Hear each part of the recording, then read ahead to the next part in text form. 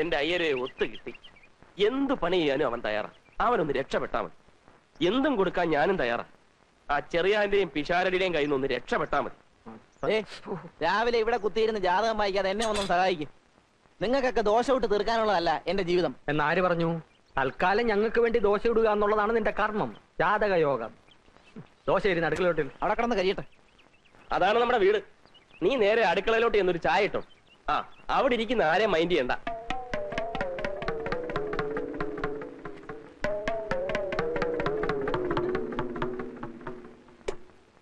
നീ ഏതാടാ? എടാ കൊച്ചനെ, നീ നല്ലോണം ആലോചിച്ചോ? വീട് മാറി കയറിയതാണോ? അല്ല, ഞാൻ ഈ വീട്ടിലേക്ക് തന്നെയാ വന്നത്. എന്നോട് പറഞ്ഞു ആരോടും മിണ്ടാ അടുക്കളയിൽ ചെന്ന് ചായ ഇട്ടോളാൻ. ആര്? മറ്റേ ചേട്ടൻ. മറ്റേ ചേട്ടനോ? അതെ, ഈ ചേട്ടൻ. നിങ്ങൾ എന്റെ ഒരുങ്ങി വന്ന്.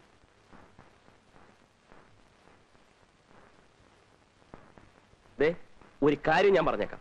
ഇനിയെങ്കിലും ഈ വീട്ടിൽ സമാധാനം വേണം. ഇന്നു മുതൽ അടുക്കള കാര്യമല്ല അവൻ നോക്കിക്കൊള്ളു. ചാപ്പാട് സമയത്ത് രണ്ടുപേരും വാ എന്ന് തുറന്നു കൊടുത്താൽ മതി. അവനോട് അധികം വർത്തമാനമൊന്നും വേണ്ട. നീ എന്ത് വർത്തമാനായി പറയുന്നത്? അത് കൊള്ളാം. അപ്പൊ ഞങ്ങളൊക്കെ വെറും ഓച്ചന്മാരോ? അത് പിഷാരടി പറഞ്ഞത് നേരാ. നീ ഒരുത്തനെ കൊണ്ട് നിർത്തിയെന്ന് വെച്ച് അവൻ ഞങ്ങളെ റെസ്പെക്ട് ചെയ്യണ്ടേ? അതിനായോ ഒരു പയ്യൻ വീട്ടുവേലക്ക് വന്നാൽ എല്ലാവരും ഒന്ന് പരിചയപ്പെടുത്തണം. അതെ അതെ, അല്ലെങ്കിൽ നാളെ അയ്യർ എന്തെങ്കിലും ആവശ്യത്തിന് ഇങ്ങോട്ട് കയറി വരുമ്പോ താനേത് കൊച്ചാണോ എന്ന് ചോദിച്ചാൽ എന്ത് ചെയ്യും? അതെ, ഞാനിപ്പോ എന്താ വേണ്ടത്? ഞങ്ങളെയൊക്കെ മാന്യമായ രീതിയിൽ ഒന്ന് പരിചയപ്പെടുത്തണം. ആ, അയ്യര് ഇരുന്നോ?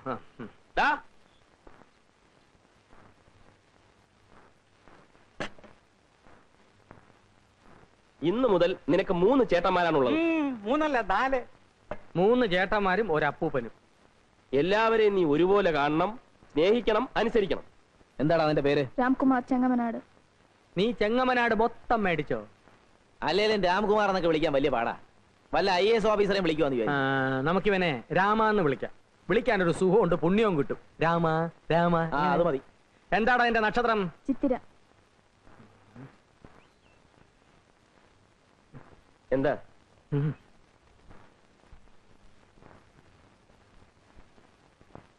അവനെ പറഞ്ഞു വിട്, പോക്ക് കേസാ. ചിത്തിര നക്ഷത്രം, അക്കുടി നാശം, സ്ഥാനഭ്രംശ, ധനക്ഷയം, അഖില ശരീര അസ്വാസ്ഥ്യ, ദുഃഖാന്തിത. താൻ തന്നെ പാട് നോക്ക്, ഒരു കുഴപ്പമില്ല. നീ ഒന്നേ, നീ അവന്റെ ചെവി ശ്രദ്ധിച്ചോ?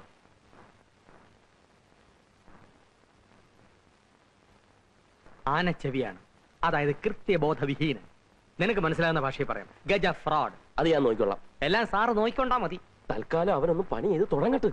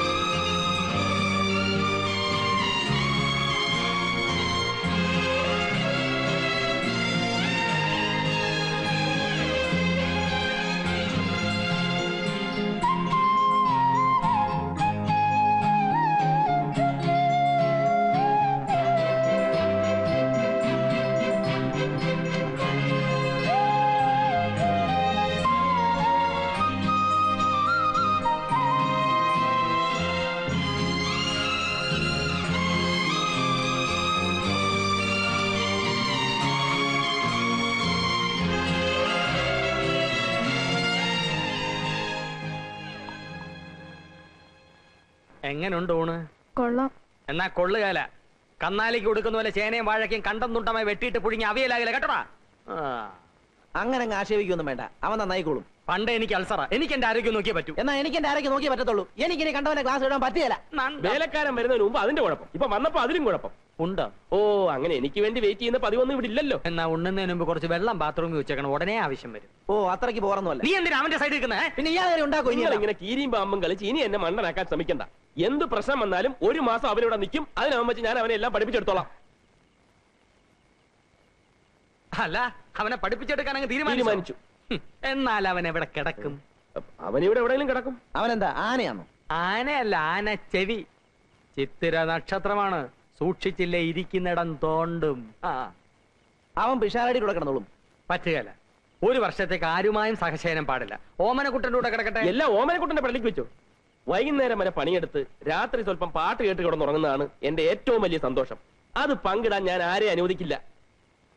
ചെറിയാച്ചൻ ഒന്ന് സഹകരിക്കും. അയ്യോ അത് മാത്രം പറ്റിയല്ല.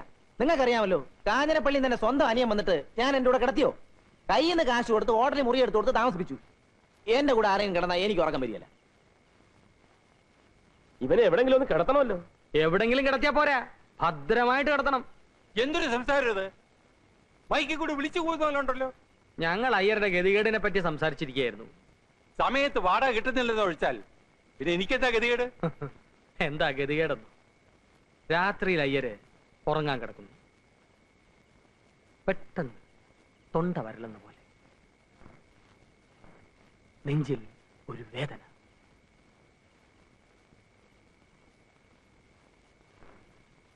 സംഭവിക്കാൻ വേണ്ടി പറയുന്നതല്ല. അയ്യർ കാലിയാകാൻ പോകുന്നു. ഒരു ഗ്ലാസ് വെള്ളം വേണം. എന്ത് ചെയ്യും? ഞാൻ പറഞ്ഞു ശരിയല്ലേ ഓമനക്കുട്ടാ?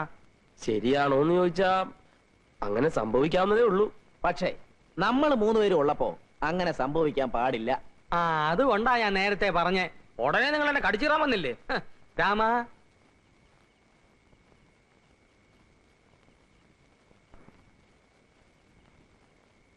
രാമ, നീ പകൽ മുഴുവൻ ഇവിടുത്തെ പണിയൊക്കെ തീർത്തിട്ട് രാത്രി അയ്യരുടെ കൂടെ പോയി കിടന്നോണം. പോത്തുവലയിടന്ന് ഉറങ്ങാനല്ല. നട്ടപ്പാതിരാക്ക് അങ്ങേർക്ക് വല്ല വിമ്മിഷ്ടമോ ശ്വാസം മുട്ടലോ കൂടെ കൂടെ പറയുന്നത് പയ്യന് മനസ്സിലാകണ്ടേ അയ്യരെ? വന്നാൽ ഉപകരിക്കാൻ വേണ്ടിയാ.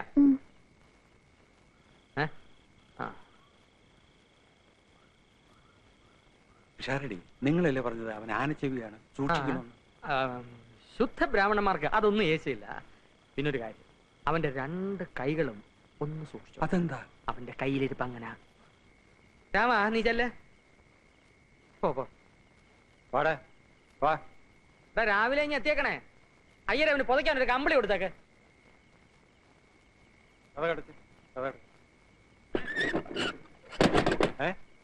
എന്താ ഇത്? എന്താടപ്പാ നീ അടച്ച്?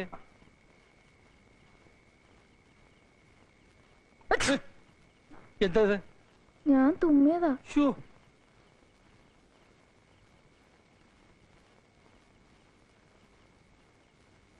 നിന്റെ കൈ എവിടെ? എവിടെ? ഇതിനെ പുറകെ കിട്ടുന്നത്? മനുഷ്യൻ സ്വസ്ഥാനമില്ലെന്ന് വെച്ചാൽ അല്ലേ? എനിക്കകത്തൊരു പൂജയുണ്ട്, അത് കഴിഞ്ഞിട്ട് ഞാൻ വിളിക്കാം. അവിടെ നിന്നാ മതി കേട്ടോ. അവിടെ നിൽക്കാൻ പറഞ്ഞില്ലേ? അവിടെ നിന്നാ മതി. ആ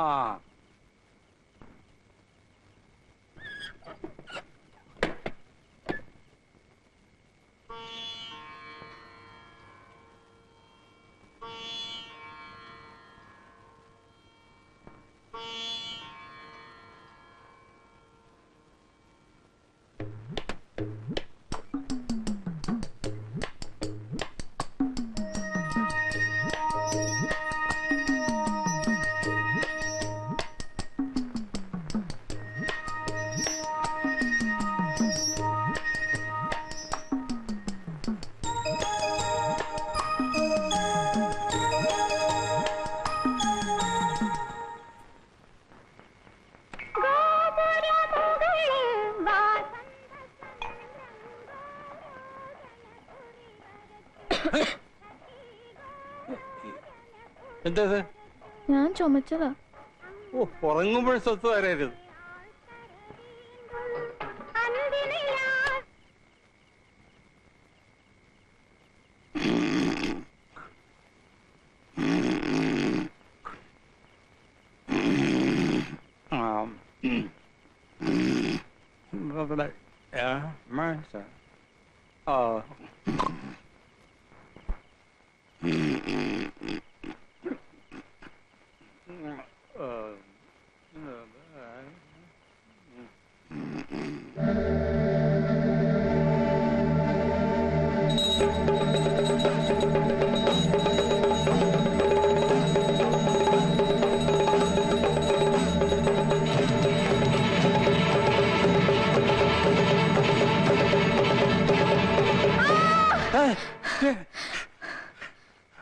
എന്തത്?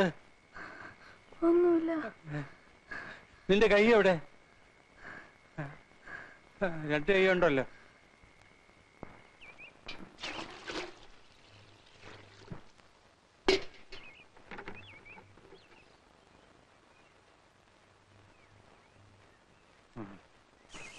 ഞാൻ ഇവനെ പറ്റി പറഞ്ഞപ്പോ ആർക്കും വിശ്വാസമായില്ല. ദേ ഒറ്റ രാത്രി കൊണ്ട് അയ്യർ ഈ പരുവത്തിലായില്ലേ? പിഷാരുടെ അല്ലേ പറഞ്ഞത് ശുദ്ധ ബ്രാഹ്മണനെ ഒന്നും ഏൽക്കില്ലെന്ന്? ശുദ്ധ ബ്രാഹ്മണൻ അതൊന്നും യേശുവില്ല. അയ്യർ അതല്ല എന്നുള്ള ഇപ്പൊ മനസ്സിലായല്ലോ. ഈ നിമിഷം അവനെ ഇവിടുന്ന് പറഞ്ഞു വിടുന്നതാണ് ബുദ്ധി. അവനെ പറഞ്ഞു ഇവിടെ അയ്യാക്ക് ഇത്ര ധൃതി എന്തുവാ? ആരും ധൃതി വെച്ചിട്ട് കാര്യമില്ല. ഒരു മാസം അവൻ ഇവിടെ നിൽക്കും. അപ്പൊ കിടപ്പ് വീണ്ടും പ്രശ്നമാകും. പ്രശ്നമാകില്ല. നറുക്കിട്ടെടുക്കാം. ദാ നമ്മുടെ 3 പേരുടെ പേരും ഇതിനകത്തുണ്ട്. അയ്യരെടുക്കട്ടെ. ആരുടെ പേര് വരുന്നോ ഒരു മാസം അവൻ അയാളുടെ മുറിയിൽ കഴിയും. നറുക്കെടുപ്പൊന്നും പറ്റത്തില്ല. അതെന്താ? ഇവൻ ഇതിനകത്ത് നമ്മുടെ രണ്ടുപേരുടെയും പേര് മാത്രം എഴുതിയിട്ട് കാണൂ. ആ അത് ശരിയാ. ഒന്ന് വിശ്വസിക്കണേ. എന്റെ പേര് വേണ്ടട്ടോ. അയ്യരുടെ പേരൊന്നും എഴുതിയിട്ടില്ല. അവിടെ ചുമ്മാ ഇരി. ആ ഉണ്ട്. ആ വിശ്വാസമായല്ലോ. കുലുക്കാവല്ലോ. ഓ